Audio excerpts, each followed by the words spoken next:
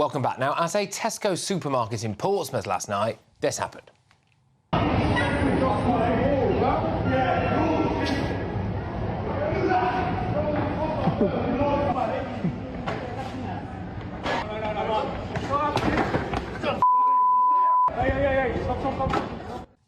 Well, besides that mad brawl, what myself and many others have noticed about that clip is that it's a member of the public, a bystander, who was eventually the one to take forceful action. Not security, not police. Now, Hampshire Police have since confirmed that a 29-year-old man has been arrested. But must we always rely on ourselves for protection?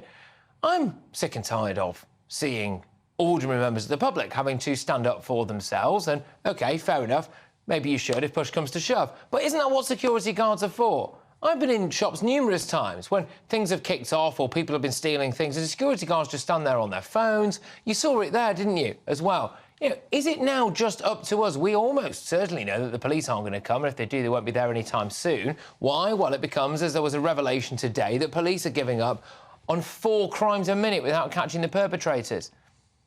So, how do we take back control of our country? Let's speak now to former Met Police Senior Detective Simon Harding. Simon, thank you very, very much.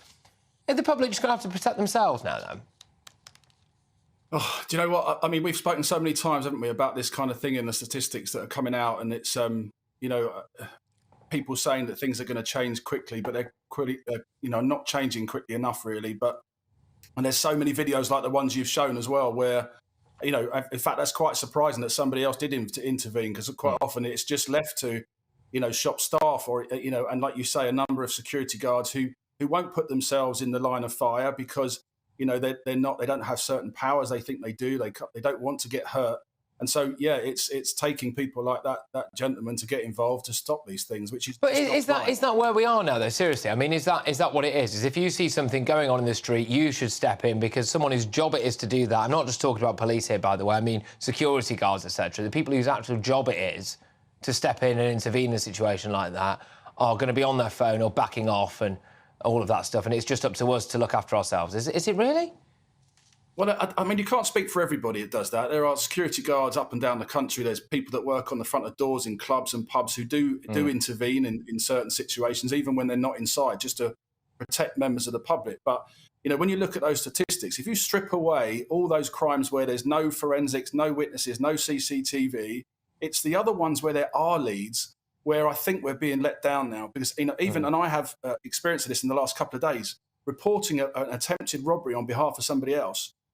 And because I didn't answer my phone back to the police, they closed the crime straight away, even though that it said there is CCTV, 4 places which capture the whole incident. People had their hoods off. You can see them. And now, if that is how quick you are to close it, now I don't swing the blue lamp very often, but before, when you have these dedicated robbery squads or dedicated burglary squads, all these people, we would take that and we would see how far we could go with it. Look at that CCTV, identify that person, send it out to the media to say, do you know locally who this is? And that kind of thing seems to have almost died into the point, well, if you can't supply the evidence yourself as a victim, then we're not going to then pursue it as we used to be able to do. Yeah, and that feeds through, though, down to the public and, crucially, the criminals as well, Simon, doesn't it? I mean, I do think people who are criminally minded have stopped caring that much about getting caught now. There does appear to be a lot more brazen crime taking place out there. And, you can understand why that mindset sets in, like a criminal cancer, doesn't it? Because if it is up to you to provide CCTV of your own accord and answer your phone at exactly the right time, there is somebody there who, by the sounds of it, has just tried to do a robbery who now will probably get away with that.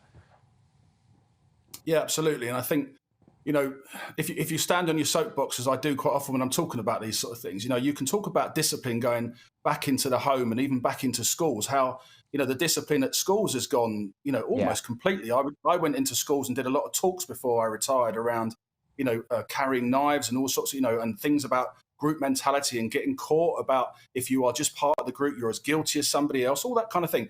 And people were allowed to do what they wanted in the classroom. They could get up, they could walk out, they could do whatever they wanted to do.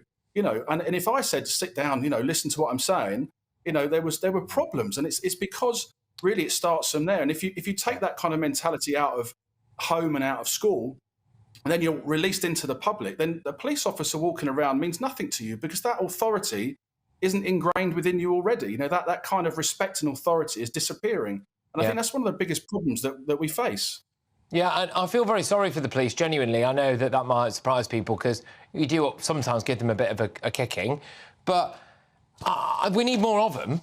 We do need more of them. I would be inclined to pay them a bit more as well because I think they do a really, really messy job at times. But I think you've hit the nail on the head when it comes to where a lot of this stuff starts. And later on in the show, we're going to be having a debate about whether or not crap parents lead to, frankly, bad kids. And I think there's a logic there. You look at what's going on in schools. We've got 250,000 under 35s off on long-term sick. Now, I'm sympathetic to people who are genuinely sick. There's no way you're telling me that 250,000 under 35s at the moment in this country are genuinely off on long-term sick. It does start at home, I think, Simon. Yeah, I think you do see that. I mean, it's I'm not saying that it's every home. Of course, we can't say that because we know people that are different and they just have that mentality. But that form of discipline, it doesn't have to be Dickensian discipline like we used to have when I was at school. But there has to be that kind of respect and authority. So it's very, very difficult at the moment, and it's difficult for cops, isn't it? We'll leave it there. Simon, thank you very much. Simon Harding there, former Met Police senior detective.